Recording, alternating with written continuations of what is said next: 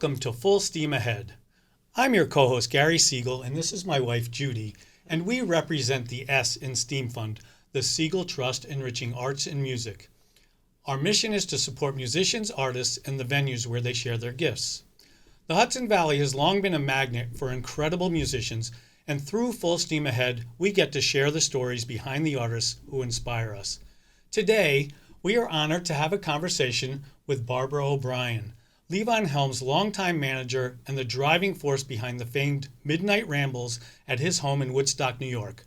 There are many stories told about Levon Helm, but we're here today to learn more about how Barbara and her team helped shape those unforgettable concerts, ran Levon Helm Studios, and has worked tirelessly to carry his spirit forward.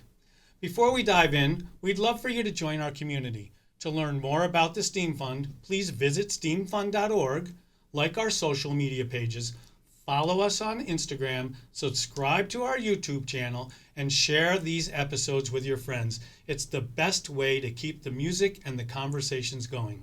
So let's get started. Barbara, welcome to the show. Thank you so much for having me. Welcome, Barbara. Thank you. So we're going to dive right in and learn more about Barbara O'Brien. And we would like to first ask, how would you like to introduce yourself? What's the one thing that you would like people to know, for everyone to know about you? That I'm really just an ordinary person and I just happen to be at the right place at the right time. Some affectionately referred to me as the meanest woman in show business. And that term was coined by one of Levon's closest friends in his way to describe the way we protected Levon. It's endearing. Yeah, absolutely. You don't look that mean to me. No, not at all. So you moved from Brooklyn to Woodstock in 1968. You were 14 years old. What was Woodstock like at that time? Woodstock, New York was a very quaint little town known for art, theater, and music, but it wasn't on the scale that it is now. It was more of a folksy kind of atmosphere where guitar players, trios, quartets would sit on restaurant porches and play. It wasn't until very recently where everything exploded into one of the most happening music scenes on the planet. Yeah, it's the rage. It's the rage. So, like when you were growing up, was it sort of this, you could walk down the street and sort of my vision of how New Orleans might have been, where you're just walking down the street and there's just some great musicians playing guitar or playing sax or something like that. And just Maybe not quite like New Orleans, but I worked in a little cafe in Woodstock where it was like Woodstock's version of a diner. And it wouldn't be out of the ordinary for somebody to come along with a guitar and sit on one of the picnic benches outside and start playing. Fabulous. Fabulous. And there were celebrities there and famous musicians there at that time? Lots of celebrities, lots of very, very famous musicians, but the beauty of Woodstock is that you can come there and you just blend in. We locals don't make a big deal out of seeing people who are coming there to hide. Yeah, I think you were telling us about how you might run into somebody on the street and it was just a normal right. type Well, of wasn't there a story of how that you had told us the first time we met about being like a certain time of day when you knew some famous musicians would be traveling up a particular road and the high school girls would run out and no, that you're not remembering that story. Not That's remembering okay. that one. That's okay. But that's okay. I'll go backwards then. How did you then get involved with the music scene? So you're working at a diner, you're a high school student or whatever. How'd you get involved then? I didn't get involved back then, other than in high school. I grew up loving music. My father was a guitar player, a singer, a songwriter, but on the home front only. And so our birthday parties were made up of homegrown music. In high school, I didn't play an instrument, so I couldn't join the band, so I tried out for chorus. And then I became a member of the traveling chorus. So it's in my blood. I love it. And it wasn't until many, many years later where I got involved with Levon Helm. Thank God. It wasn't planned. It just happened. How did you run into him? How did he find you or you find him? I was a waitress in and around the Woodstock area. He would come in, so we knew each other. Well, I knew him. I was just another waitress. And it wasn't until early 2000s, late 19, where I was really introduced to him by somebody to have paper signed. He needed paper signed and notarized, so they came to where I worked, and that's how I met him. Then the story begins from there, and it's a long one because, like I said, none of this was planned, none of it was devised. I wasn't looking to get into the music business. I wasn't looking to become part of Levon's life. It unfolded that way. So, what were those early days like? I mean, what role did you play in helping Levon integrate into the Woodstock community? Well, Levon had always been there. He'd been there since the late 70s, so everybody knew he was there. The band had long gone away, and he had fought his way out of throat cancer, so he wasn't really performing that much. And I got involved because my kids were in the military during the Iran-Iraq war days. And what year was that? Oh boy, that was, I don't know, whatever year it was, 70s, 2000. No, it was Later. Yeah, it was the early 2000s. Early 2000s. So I put together a musical thing down on the waterfront in Kingston, New York, and I always knew that anything that was going to draw me to participate in a fundraiser was good music. So Levon volunteered. He reached out to me. He put a band together. He got the sound guy, and he put together this amazing band. And we got several thousand people down on the waterfront, and we actually collected money for the families of those military people who had been deployed. And we also got lists of volunteers to help the wives that were left home, without their husbands around, all that kind of stuff. So very soon after that, Levon started inviting me over to his house studio. And invariably there would be people playing some sort of music on one side of the house and people playing music on the other side of the house. He would give me tours of the place, and as he became more comfortable with me, he started mapping out like where my office was going to be and where we were going to hook up a telephone and if I needed a computer. And I just followed him around, agreeing with him, not really knowing what he had envisioned for me. I mean, I had a 9-to-5 job and I had kids. So I'm thinking, does this man want me to come work for him? Ta-da. And did he do that typically with lots of people, or that was specific to how he treated you? I can only speak to what he did with me. I have not, in all of these conversations I've had with anybody, not one person's come out of the woodwork and said, he did that with me too.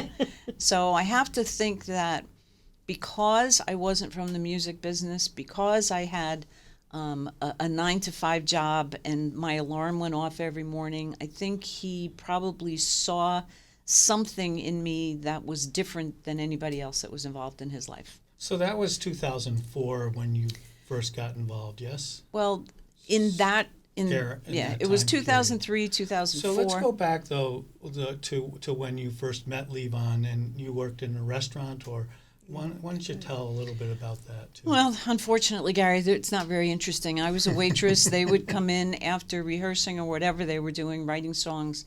It was a late night kind of place, so it wouldn't be out of the ordinary for anybody in Woodstock to come out at 1 o'clock in the morning for dessert. So that's how I first saw him. And when he was there and in that era, was he involved in the Woodstock community? Was he involved in the arts community, the music community, or was he just sort of hanging out at his house, sort of creating He was his just thing? a musician creating his thing. Mm-hmm. I didn't see him out and about. I didn't see him, he wasn't a drinker that I knew, so he wasn't out at the bars. He wasn't a real public person. I think he liked his privacy. So where Rick you saw out all the time. Did you, at any point before the Rambles, which we're going to get to, integrate him into the Woodstock community and involve him more? Did he ultimately become more involved? Oh, he did. Yeah. He Was that you? It was the right time. It was the right time in his life. Nobody told Levon what to do. Levon was the boss of his own life. I'd like to think of myself as somewhat of maybe an image maker, which didn't take a lot with Levon because he was loved by everybody. So as he got his confidence back, because he was very insecure about his voice, he couldn't sing. Because? Throat cancer in 96, 97. And although he had recovered from that, his vocal cords were in bad shape. He had a very, very gravelly voice, and he hadn't really sung. So how many years was that he wasn't able to perform? I know that we had done several rambles. Jimmy Vivino at the time was the music director. This was before Larry Campbell came into the band.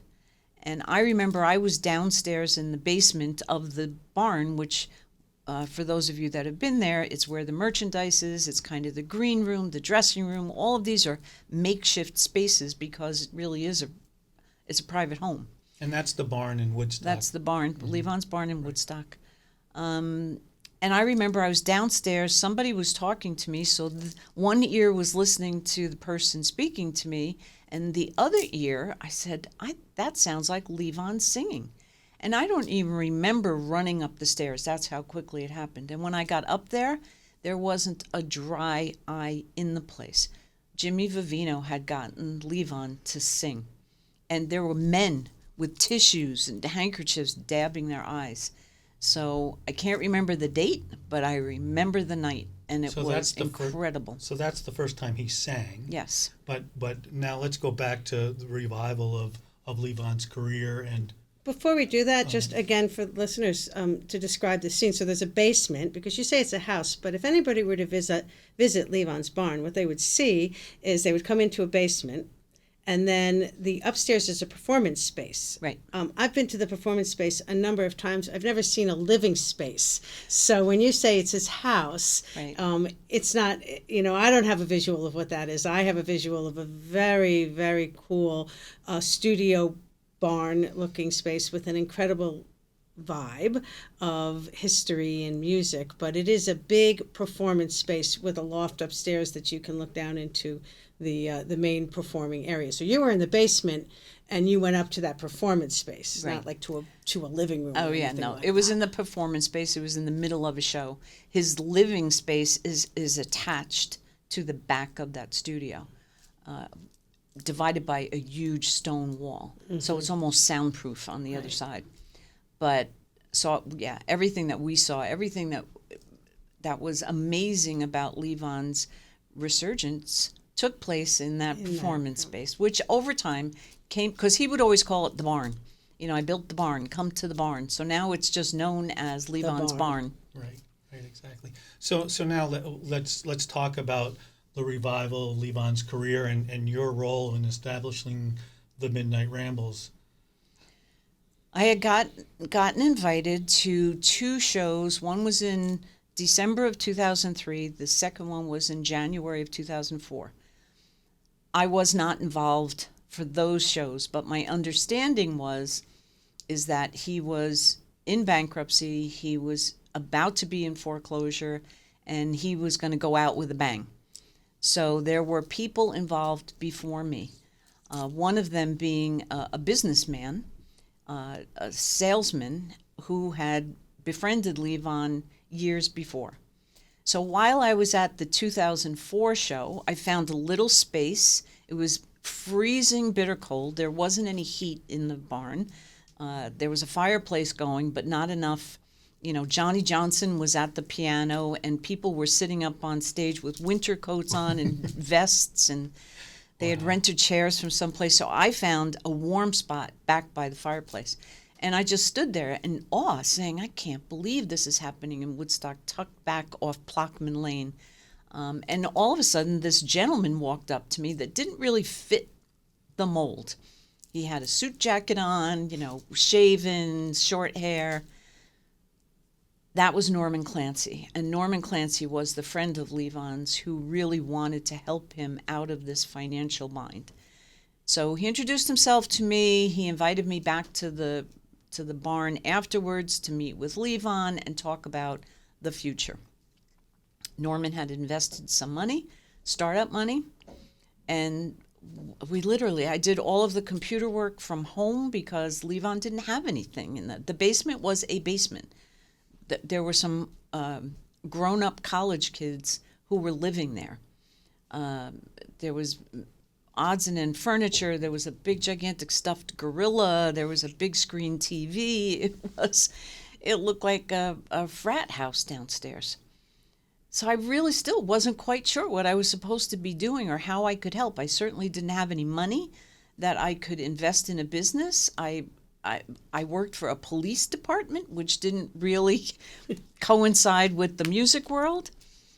And the music world is nighttime. I get up very early in the morning. So my head was really spinning. But all I knew was this man needed help. And if I could help in any way possible, I was willing to do it. And that was the beginning of you becoming the meanest woman in Woodstock. Yes. Norman had been there for a couple of years. Because he too had a wife and kids and a life and a real. He was a salesman, top salesman on the Northeast regional, whatever he was, manager. He couldn't invest the time anymore, so he got paid out for his investments, and he turned, because we had formed a company at that point to go before the bankruptcy judge and say, listen, he's not going to go into bankruptcy. He's got a business. He's got shows. So we had formed the company. We had shareholders. It still has shareholders. And it kind of left me with like, oh, my God, what do I do? We no longer have an investor, so we really have to start making money. Right. And we did with the shows. And I called in every person I knew who could help us, every volunteer to help sell tickets. And there was no ticket booth. There was like somebody standing out in the snow checking people in. We didn't have a ticketing company, so I met Janine, and Janine would sell tickets over the phone. And how much were the tickets? $150. Wow, which is still a lot. It's unheard still of. a lot of money. It still is unheard of, but we started selling out, and we did it by word of mouth. There was no money for advertising. I would call up every guy I worked with, and we even had Hell's Angels there one night. I heard all these motorcycles coming down the driveway. We had no furniture, so we were telling people to bring their own chairs. We finally got to the point where we could rent chairs from the local hardware store. So that got expensive, so over time we had enough money we could actually buy chairs. And this barn is down a private, quiet, wooded road. So were there neighbors that were like, what's going on over there? Oh, yeah. What was that? Were there logistics that were involved with allowing the rambles and the concerts to happen in that neighborhood? A million, because it's not a commercial zone. It's a residential zone. And we managed to get by with that because the C of O back in the day was listed as a recording studio with a live audience.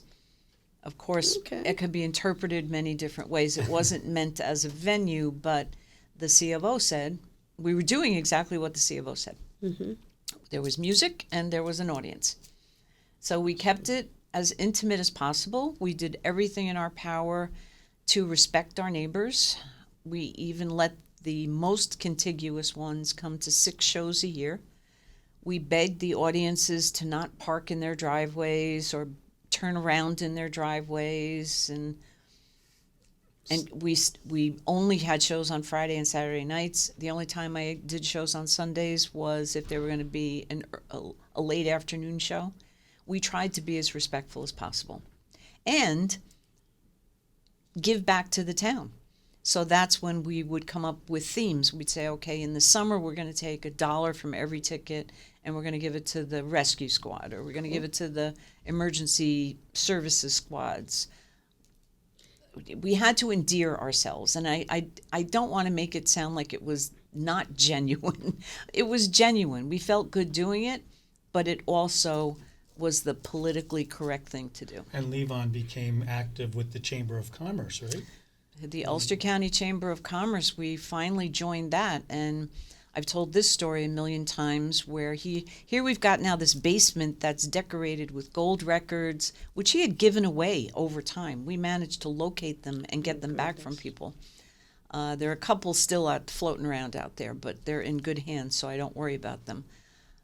So we had the whole downstairs filled with whatever, Grammys and everything else. But if somebody came to visit him and they were upstairs in the residential portion of the barn, he would call me or come downstairs, and the one thing he'd want me to bring upstairs to show them was the little plastic plaque from the Ulster County Chamber of Commerce, because he had won all of those other things. This was his most treasured possession, because he said, if you can become a member of your Chamber of Commerce, you've made it.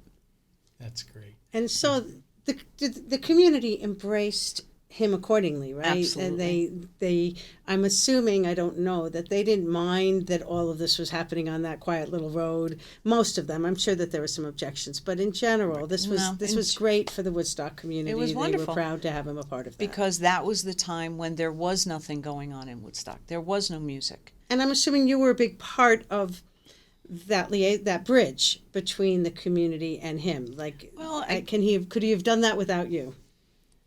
I'm sure he could have, except that wasn't his nature to sell himself. Mm-hmm. So it was easy for us to sell him. And I've been around town a long time. I have a lot of those kinds of connections. Right. Where I work, I was involved in politics a while ago. I just know a lot of people. So it was so easy to introduce him to people, and they immediately fell in love with him. So tell us about the team that you formed. You say, well, it wasn't just Barbara who did this, so you surrounded yourself by a team that really helped. So why don't you talk a little bit about that? These people, some of them were my friends, longtime friends. One was I worked for the Ulster County Sheriff's Office, so one of them was the sheriff and his wife, who were my close friends. So I had the sheriff down there building stuff. I had the sheriff's wife picking up T-shirts. Those were the people that I knew. I mean, my husband would mow the grass and help set up cable vision in the house and help build. And then there were the other people who just happened into it. Like Janine, who became the office manager, was introduced to me by her husband, who was a friend of Norman Clancy. And Janine ended up being the office manager. Without her, I don't know what I would have done. Then all of a sudden, I get this phone call from this gentleman from Shelter Island, Tony LeBeau, who had been a longtime band fan and was wise enough to buy the domain name Levon Helm so that nobody else would. So he came upstate to Woodstock. We met with him. And he gave us the domain name so we could do Levon Helm. Time frame there? This is all 2003, 2004, maybe early 2005. You have to remember, there are people who can be in interviews and give you, at 9 o'clock on. Right. We were so in it. We were so involved in it. And to tell you the truth, in the beginning, I was like, this is never going to work. And I had people telling me, Barbara, this is very nice, but it's never going to work. Plus, we had Levon Helm, who was still carrying the battle scars from the breakup of the band and royalties and all that stuff. We needed to draw his attention away from that and get him thinking about the here and now and going forward. So there were all of these little battles that were going on 24/7. So none of us, it didn't register with any of us that it was here we be this many years later still talking about it. He was still in bankruptcy. I had to find an attorney. I found an attorney, and here's the guy sitting there at one dark night in front of the fireplace saying, well, Mr. Helm, you're going to have to sell everything. And I'm like, oh my God, that's not what I wanted you to say to him, So we got another attorney. And that attorney I met going back to that fundraising thing that I said I did down on the Rondout Creek in Kingston. Mm-hmm. A man walked up to me with camera around his neck. I thought he was a photographer. He ended up being an attorney who was a big fan. He ended up being Levon Helm Studios' attorney. Yes. Not from the music business, but the man was so passionate about wanting to help us. And that's what I was looking for. I wasn't looking for people who were from the business. because I figured those people just want to either meet him, hang out with him, they want to be in the band. I needed people who would just devote as much as all of the rest of us. And that was the beauty of it. That's what we got. It was the dream team. And do you think that that's all that kind of energy is what made the Rambles so special? Absolutely. That it was Absolutely. all that coming together. Yeah, but there are two people, Tom and Kathy Gagliardi, and their nickname were Ticket Tom. Ticket Tom and Ticket Kathy, because their favorite place was out in the ticket booth, which, by the way, the wood that was used to build the ticket booth was taken from reconstruction we had done inside the barn to expand the porches out. So that ticket booth is made from original Very barn cool. wood. Wow. The way I met them was we had a ramble scheduled, and for some reason we had to cancel it. I cannot remember why we had to cancel it. So Janine and I got in touch with just about everybody on the list to let them know not to come, except for a handful of people we couldn't get in touch with. And I was like, okay, the best we can do then is, Janine, you and I, let's be there. We'll have cheese and crackers and wine, and we'll give them a tour of the studio, and we'll give them each a T-shirt, and so I said, oh, and I know what to do. We have this new website that's up. I'm going to get my laptop, and we'll have the website, on a loop so that they can watch it. I am not a technology person by any means. So I have my speakers from home. I bring everything from home, and I try and get music up, and I don't know how to do it. So all of a sudden the phone rings. Hi, I hope you don't mind me calling you, but we're in Woodstock, and I would love to come see the barn. And my first reaction was going to be, no, I'm sorry, we're too busy. And I said, do you know anything about computers and speakers and stuff? And he goes, oh, yeah, I work for Cisco. And I gave him 160 block million. And that was Tom Gagliardi. So that's how they became involved. Amazing. So that's how people kind of fell into it. And most of the team were volunteers, right? They weren't paid. At some points, we would give them like $50 a show or $75 if there was enough money to do that. If there wasn't enough money to do that, not one person said, well, I'm out of here. I was just happy to be able to give them gas money when we could. But when we couldn't, they were all still there. We had people drive from downstate, Rockland County. Tony, every ramble drove up from Shelter Island. Amazing. It's a 4-hour drive. So you told us about the story with Levon and how Jimmy Vivino got him to sing for the first time after his throat cancer. So he then participated throughout those rambles throughout the years until his passing. Yes. Yes. So then let's fast forward to when Levon passed. That was a very difficult time, I'm sure, and you worked very hard to keep the rambles going. Yes. So why don't you talk a little bit of that? How did you approach that challenge? With great difficulty, because it was such a severe loss for all of us, but we weren't given the time or the opportunity to grieve, because right away it was, oh my God, what are we going to do now? So the first couple of weeks were absolute emotional torture, because we had shows planned 6, 8, 9 months out that we were selling tickets for. So there was a part of me that said, wouldn't it be great if everybody just said, no, I don't want my money back? But that didn't happen. Okay. So I had the job of sitting down, and I literally, you can ask anybody, I was sitting at a table by myself, and the bookkeeper was in her office, and Janine was in her office, and there was dead silence. And I was crying as we were giving we were refunding almost $200,000 in ticket sales. So I was like, what are we going to do? We had money in accounts put aside, but those monies too were always earmarked for, God bless Levon and the band, but they didn't think about income tax back in the day. So once we became successful, every IRS agent from all over the country was like, oh, by the way, he did this thing in New Orleans, so he owes. Right. So we were paying all of that back based on the money that was coming in. That income stopped. So I stayed for another 6 years, and it became obvious. Well, it became obvious the day after he died that, I tried telling people that this needs something bigger than me now. We had the beauty of having Levon Helm around, and we don't have Levon Helm. We have a phenomenal band, but without Levon Helm, it's a phenomenal band.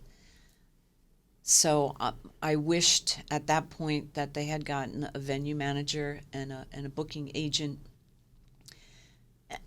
It didn't happen though. So here we are, this many years later, and it's surviving.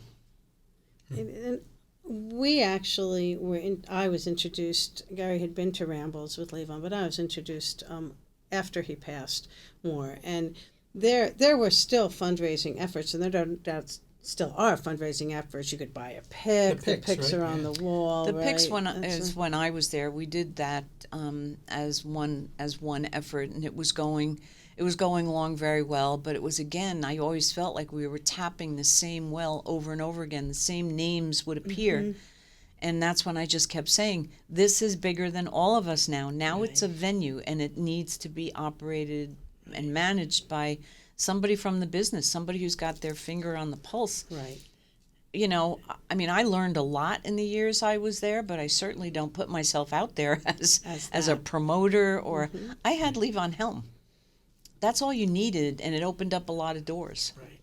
We actually bought a pick. Yes, so there is. Our friend Marty Plevel from the city, from New York, the Upper West Side, he always, we would always go together up to the barn and see the Rambles, and the subsequent shows. Such an intimate, just a great venue. Space. Yeah, it is. So now, when you look back and you look at what you've done and what you created and what he resurrected, I guess I want to say, what would you hope the legacy of you and Levon be moving forward?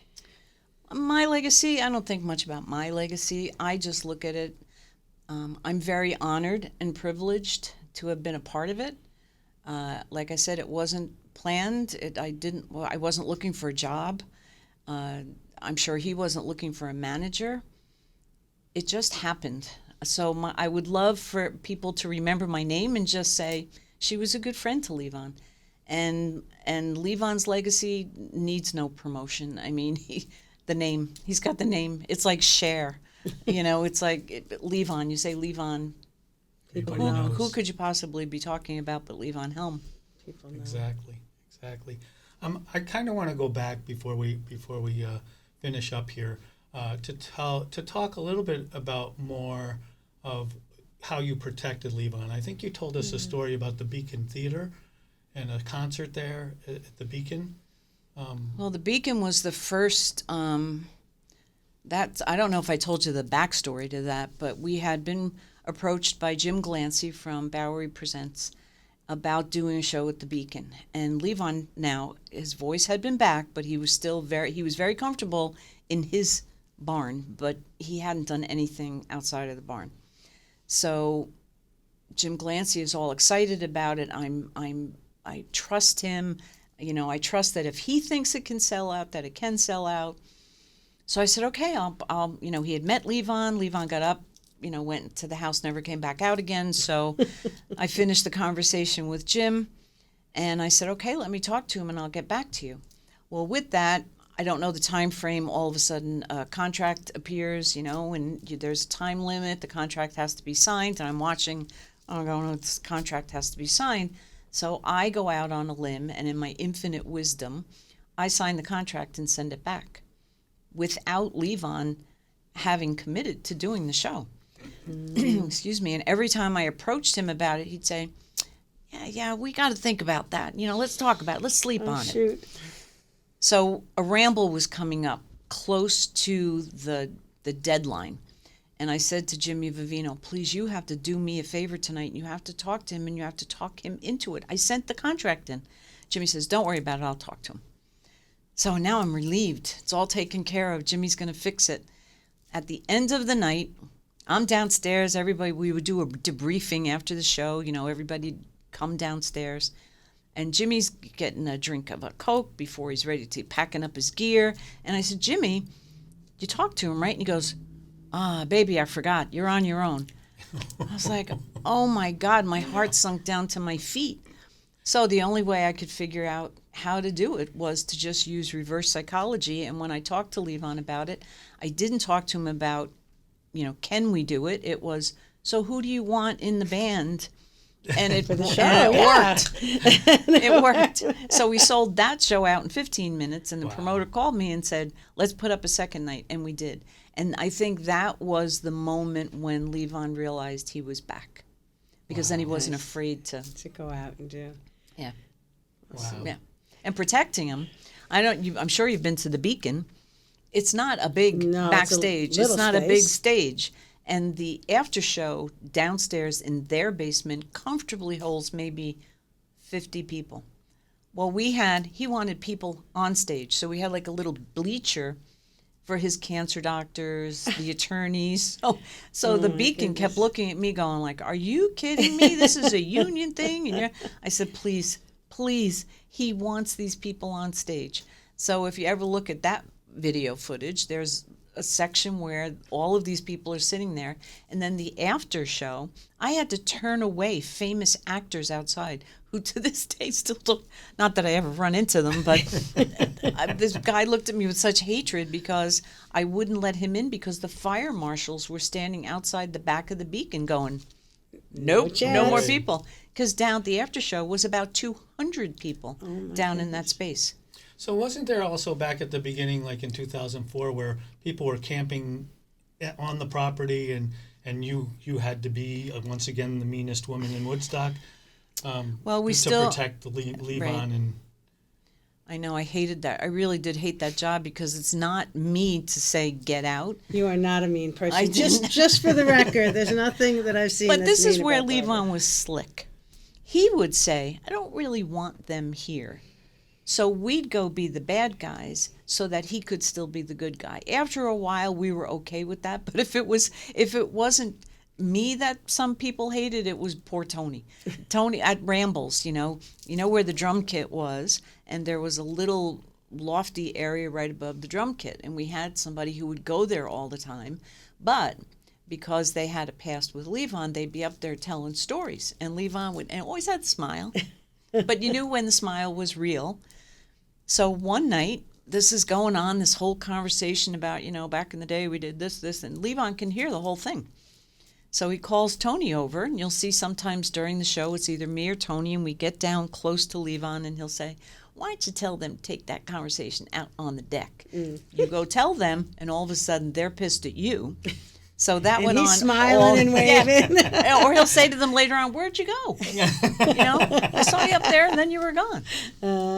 After shows, same thing. If we were on the road, he would tell me exactly how he wanted it to go down. Either I don't want to see anybody, or I'll see this one. Or he said, have them line up, and we'll walk past them and shake their hand. And when I get on the bus, I really just want to go in the back. So we followed all of those, but then he would tell people later on, how come you didn't come on the bus? What happened? I was looking for you, right. And you were nowhere, right? Right, so after a while, we just got used to being the bad people. Also, we don't think you're the meanest. Oh, Not thank at you. all. Not at all. And we Thank are you. so appreciative of you being here today to spend the time with us and really to get our viewers and listeners to get to know who you are and actually your story behind Levon Helm. So thank you. We've known for years that you're an integral part of his comeback, his history, and what makes people still know today who Levon Helm was. So having your story told has always been really important to us since we first started the idea of these podcasts. You were on the top of our list of wanting to get to talk to you. I always feel like the team behind me doesn't get enough credit, though. Someday we've been threatening to do sort of a reunion where we can get all of us around in a circle telling all the stories and the memories, because we're getting older. A lot of stuff has happened since the Rambles. We're all forgetting stuff. Right. So... Well, and I think the other thing is that we are so appreciative of you with the relationship that you've had with our son, Max. Max is the best. He's the best. And, Max, he was considered, I think, a part of the family up at the barn and is still in Woodstock now and doing his music, his sound production thing at the He's Bearsville doing Theater. great at Bearsville Theater. They treat him like gold. They recognize his value. you. But he'll always be a part of the Ramble family, always. Thank you. Thank you.